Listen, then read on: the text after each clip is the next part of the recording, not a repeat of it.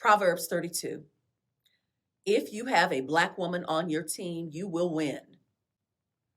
But will she? Selah. So it was 1996. I had just been promoted for the third time with my the company that I was working with at the time, and I was being relocated to our regional headquarters. So being in Houston, about to be relocated to Austin, and um, I thought it was a pretty big deal. It was a nice reload package that I received. I was about to purchase my first home. A company was, setting me up to win, right? And that was actually kind of language that the director's secretary had said to me. She's like, "Hey, tell me what you need. I got you. I want you to win, in this space." And so, uh, you know, at the time, the high tech thing was with telephones, and so I knew that I was going to be on the phone a lot. I'd have to take notes.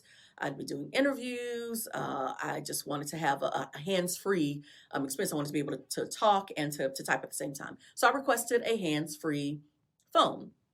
Again, 1996, that's high tech. So she orders it, and it arrives when I am about to get my, move to my new office.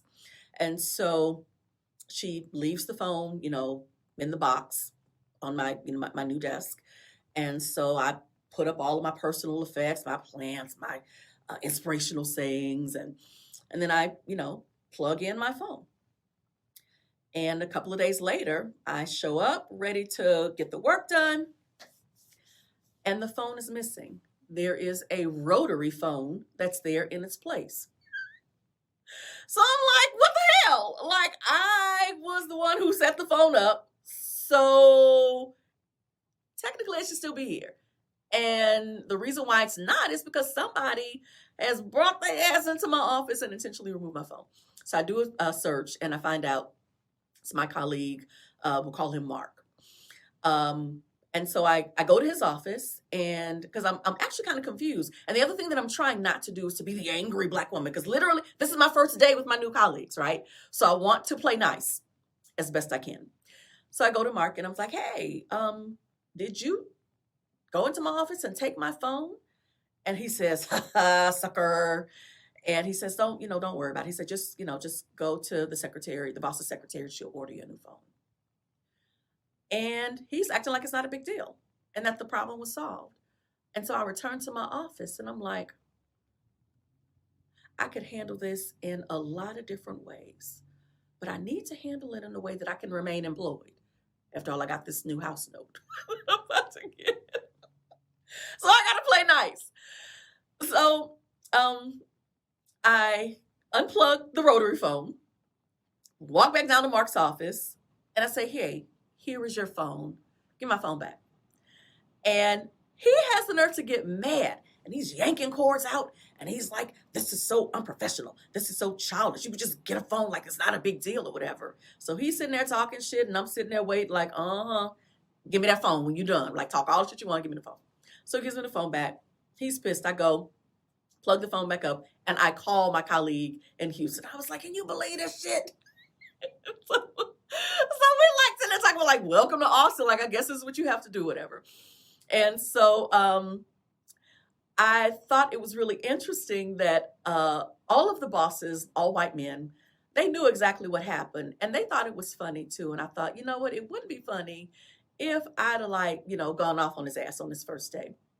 But I was like, fuck it. I got my phone, and I now know that he cannot be trusted. And so I'm like, okay, thank you, thank you, God. I kind of know how to move in this space.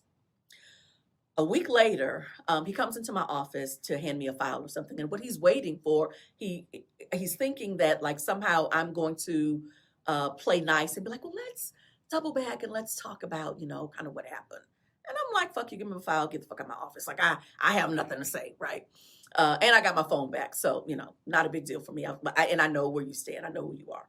So move along. A couple of days after that, though, he comes back and he decides to take the initiative and to have this conversation with me. And what he says was, he said, "I just need you to know that this is a very small office, and what you say about someone gets back to them." And I'm like, "Okay, very good. I need you to know that I know that this is a very small office. And what I had a week ago was a series of conversations about who can be trusted and what information and what evidence we all have about what that trust looks like. And then he's like, oh, okay. I was like, I got my phone back. We good. FYI, don't go in people's office and take their shit again. And then we started to talk about like me buying my first house and, going through the process and what that was like. Whenever I think about that experience, I'm reminded of Audre Lorde, poet and prophet Audre Lorde's essay, The Uses of Anger. And she talks about navigating her anger and learning about what serves her and what is destructive to her. And I love that. But then she uses this phrase, a symphony of anger and being silenced. You see, there would be some people who would think that it was prudent for me to just be quiet and to order another phone and to kind of just stew. And I'm like, fuck that. Black women have been silent enough. If you are violated, it is important for you to say, hey, here's that shit you did and here's what you're not going to do. And everything will work out. As it did with, me and Mark. I knew who he was. He understood who I was. And we were able to keep it moving for the good of the organization.